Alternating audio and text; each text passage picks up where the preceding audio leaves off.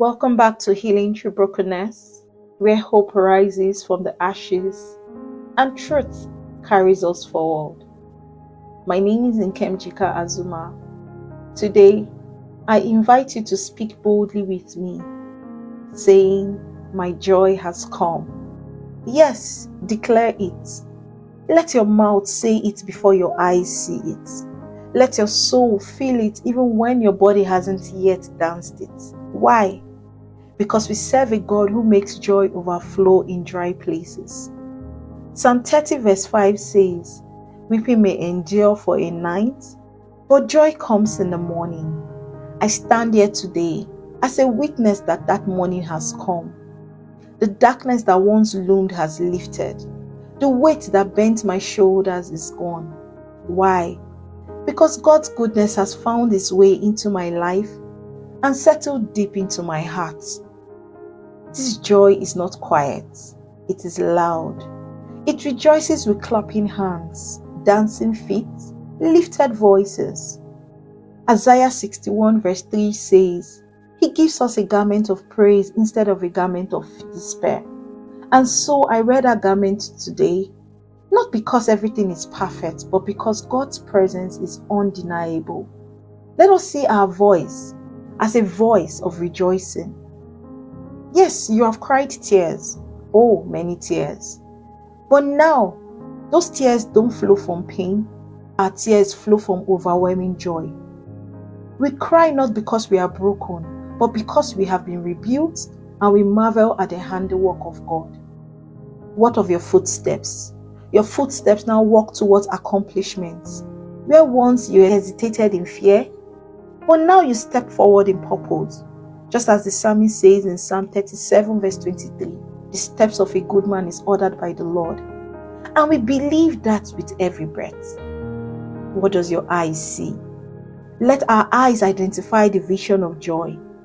We no longer see the eyes clouded with fear or stained by regrets. For God has given us a clearer vision. He has anointed our eyes with hope. Now your hands. And let your hands bring forth abundant harvest. Ecclesiastes 3 verse 13 reminds us that everyone shall eat and drink and take pleasure in all his toil.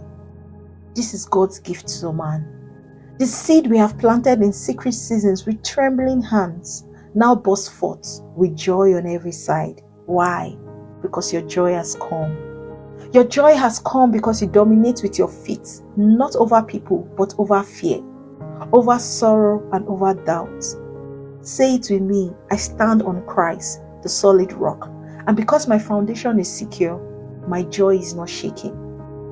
The seed of your hands are planted that blossoms on every side. Our lives now radiate the beauty of God. Joy shines through our words, our countenance, our choices. Just as Nehemiah 8 verse 10 words echoes through our life. The joy of the Lord is our strength. Not fleeting joy, not circumstantial joy. The Lord's joy, deep, unshaking, and eternal. He has turned our sorrows into dancing. He has turned our darkness into light. Your sackcloth into garments of praise. You dance because sorrow has left your room. You sing because silence has replaced with song. So today, declare joy on every side, over your house, over your job, over your children, over your body, over your mind, over your future. Say it out loud, "My joy has come." Say it that you choose joy. You choose to see joy and you carry joy because the devil has lost. He tried to steal your laughter, but God has restored it sevenfold. He tried to bury your joy, but God has restored it with power. Psalm 126 verse 5 to 6 says, "Those who sow in tears will reap with shouts of joy. Though they go out weeping, carrying seeds to sow, they will return with songs of joy, carrying sheaves." That is me. That is you. That is now. So let joy fill your atmosphere. Let it rest on your shoulders. Let it lift up your house. Let it echo through your voice. Because in Christ, your joy has come and it is here to stay. You see, joy is not just an accessory. It is not a feeling we pull off the shelf when life is convenient. Joy is a fruit of the Spirit. Just as Galatians 5 verse 22 tells us, but the fruit of the Spirit is joy, love, and peace. Right after love comes joy. It is not accidental. Joy is central in the Christian walk. Joy is that spiritual defense in the face of fear. Joy is the strength when sorrow says you should collapse. Joy is God's personal reminder that He's still with us. Just as Jesus reminded His disciples in John 16 verse 22, He said, "Now is your time of grief, but I see you again, and you will rejoice, and no one will take away your joy." That promise remains true today. No one, not the enemy, not the critics, not your circumstances, should rob the joy that God has given you. Let me ask you today, what has been stealing your joy? Is it a delay? Is it a heartbreak? Is it a betrayal? Is it a failure? What is it? God doesn't just return joy, He multiplies it. Remember that Isaiah 35 verse 10 says, "Gladness and joy will overtake them, and sorrow and sighing will flee away." That's God's design. So when that sorrow and sighing comes, tell your mind, speak to yourself, may gladness and joy overtake all of this. Joy isn't supposed to follow you quietly. It is meant to overtake you. Joy sits at the table with us in the tension between not yet or still coming. Joy holds your hands while we wait. It sings over you in the midnight hour. It dances in hospital rooms and whispers in lonely moments. You are not alone. Your joy is still here. Let creations know how you rejoice.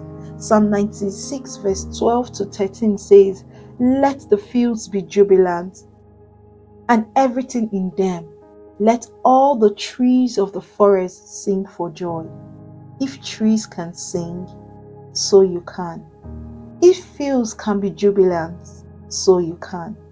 Joy doesn't ignore pain, it redeems it.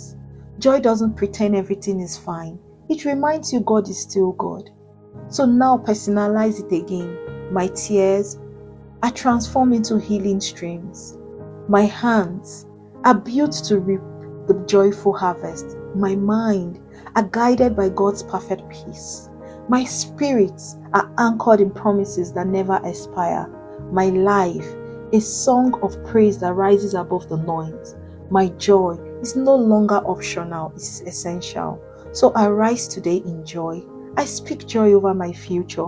I clothe myself in it, and I declare it until my atmosphere shifts. And I walk boldly knowing that I am not what I feel.